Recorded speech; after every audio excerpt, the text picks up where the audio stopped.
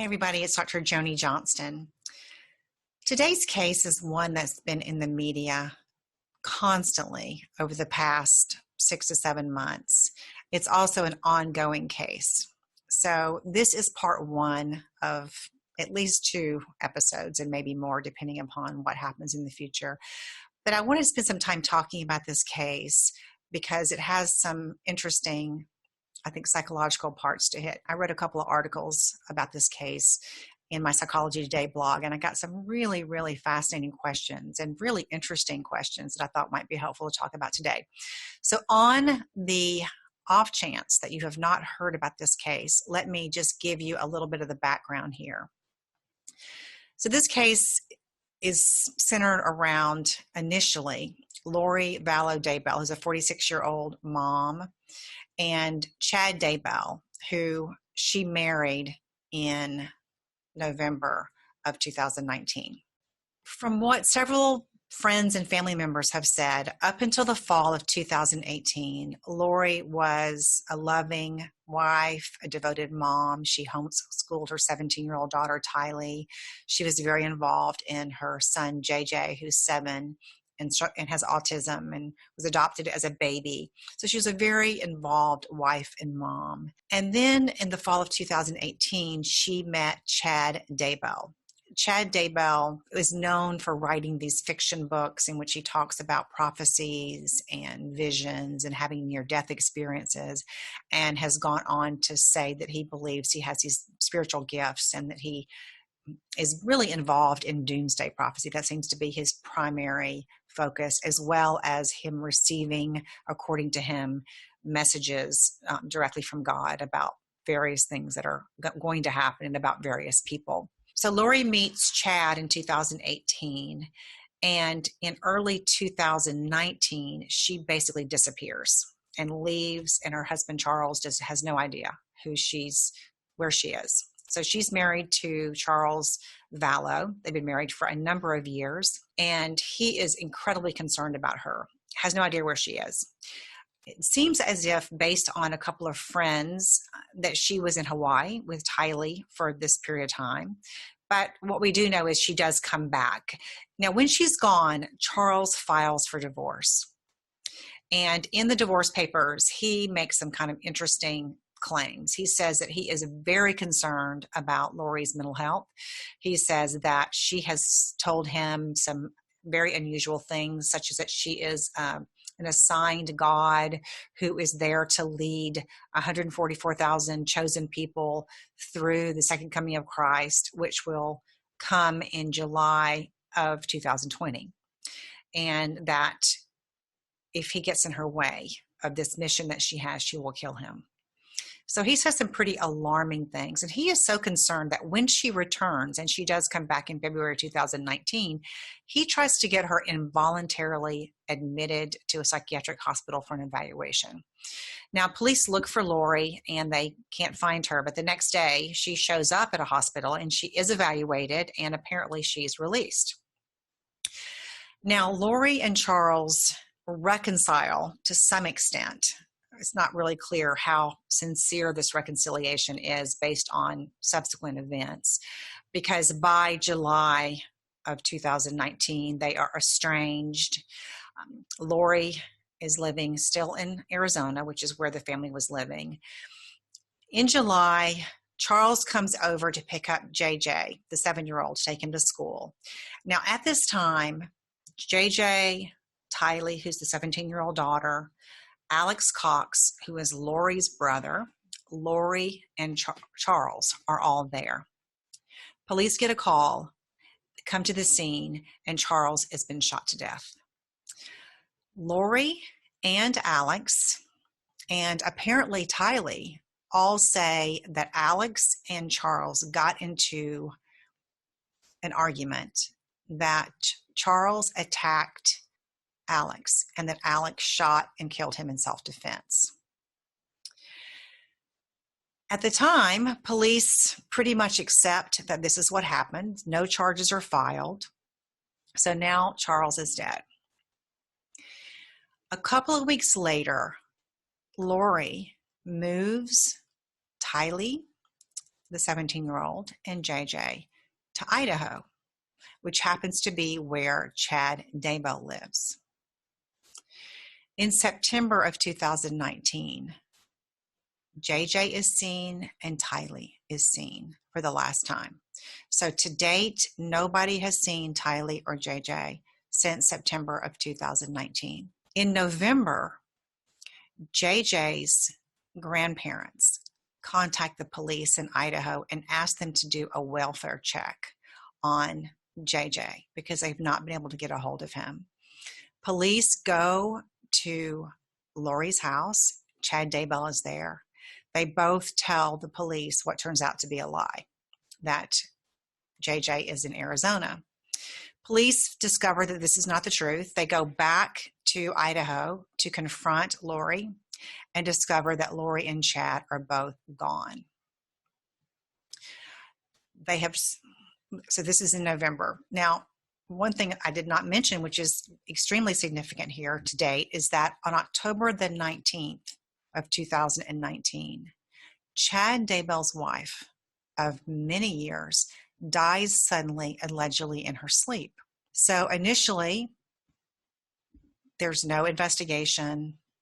People kind of assume this is what happened. And so there's a funeral, Tammy's laid to rest, etc.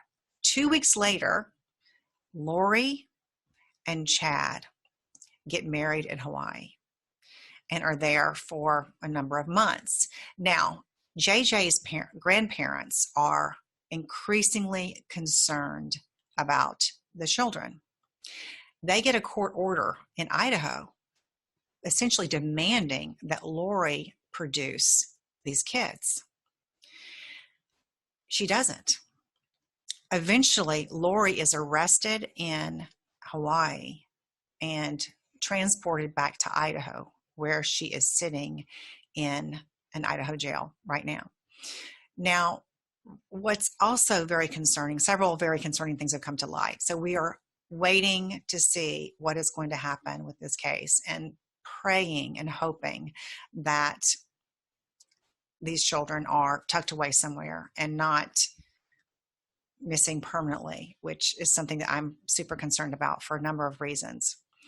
One of them being that Melanie Pulowski is Lori Vallow Daybell's niece. She also became very involved in Chad Daybell's teachings. Now, Lori Vallow and Chad Daybell were both raised as Mormons, and they are still members of that church. And so what's kind of interesting about this is that the teachings that Chad was espousing are apparently very inconsistent with the teachings of the Mormon Church. At the same time, this group, as it turns out, of people who were very involved in these doomsday prophecies and the 144,000 people reuniting and, were operating kind of as a subgroup within the church. So it wasn't necessarily what we might think of as a cult.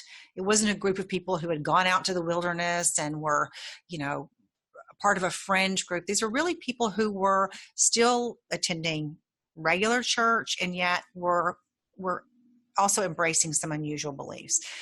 Melanie Pulowski, who also was part of this group with her aunt Lori, has since told her husband that she was told by Lori and Chad that essentially the spirits or the souls of JJ and Tylee had been removed, and that they had even been taken over by some kind of a demon or some kind of slug or whatever.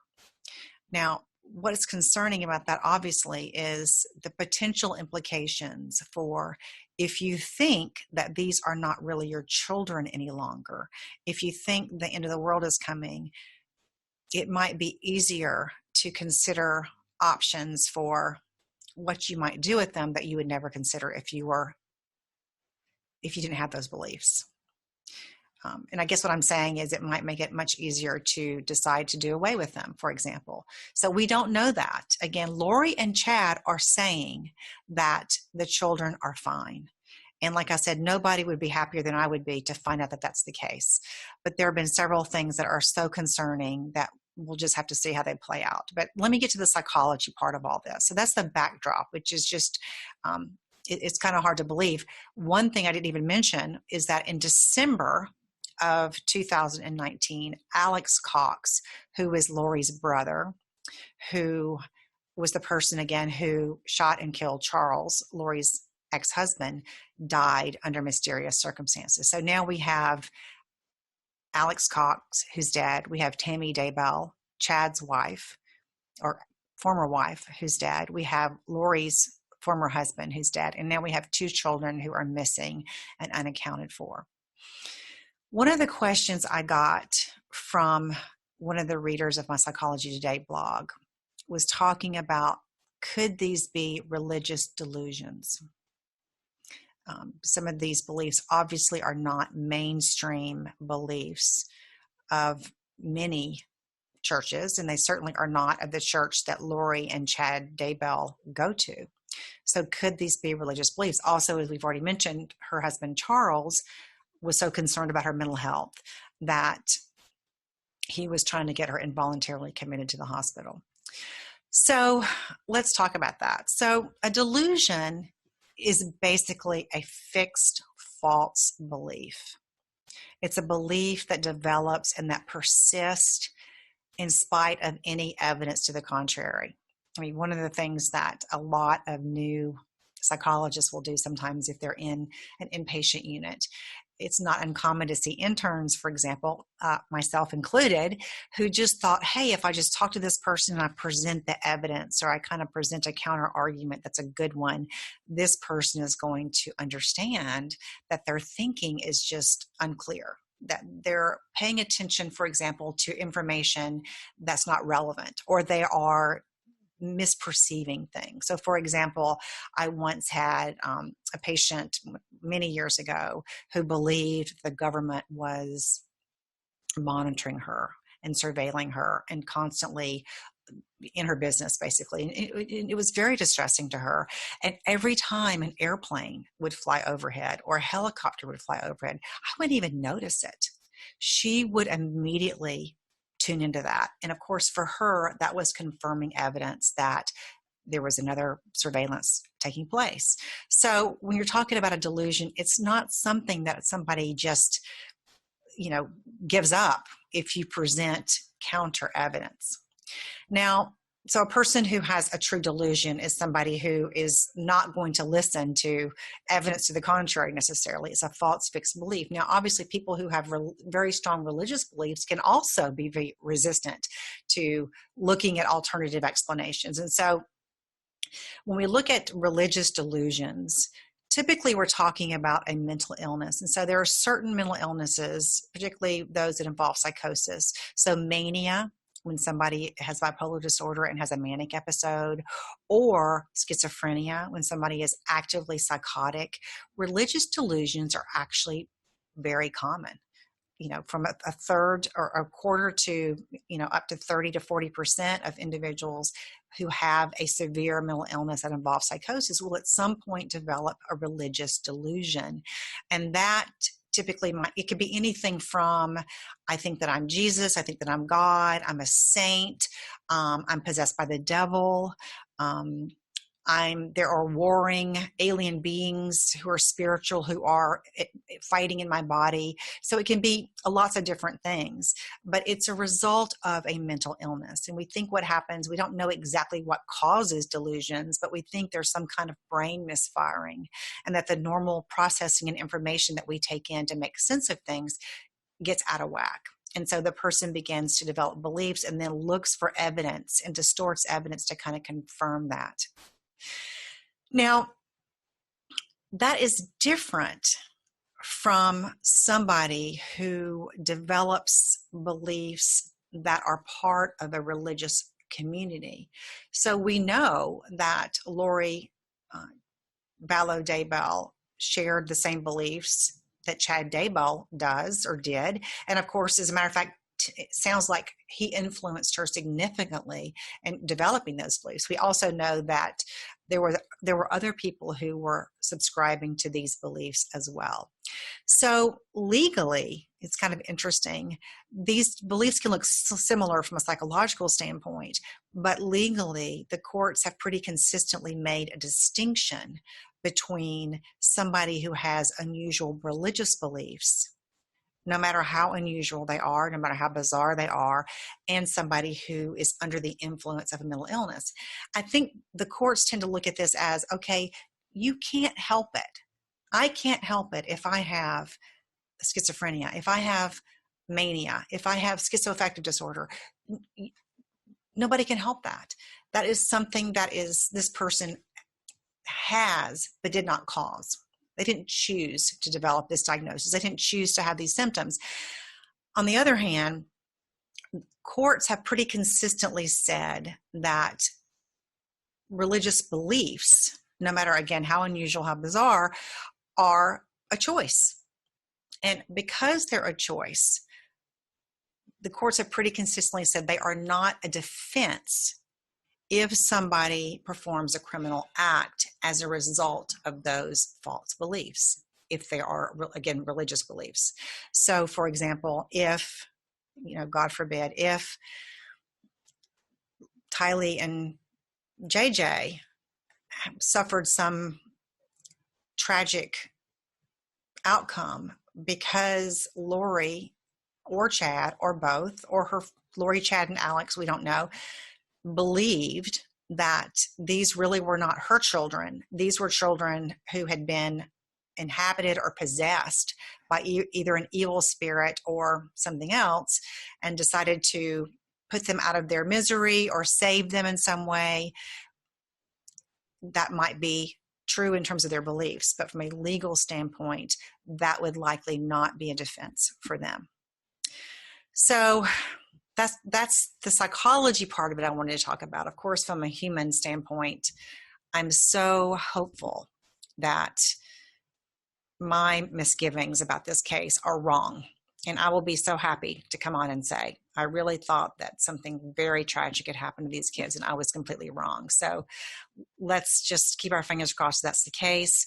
I'm going to come on and talk about the insanity defense shortly, not today, but in a future episode about this particular case, because I think it would be interesting to talk about when do people plead insanity.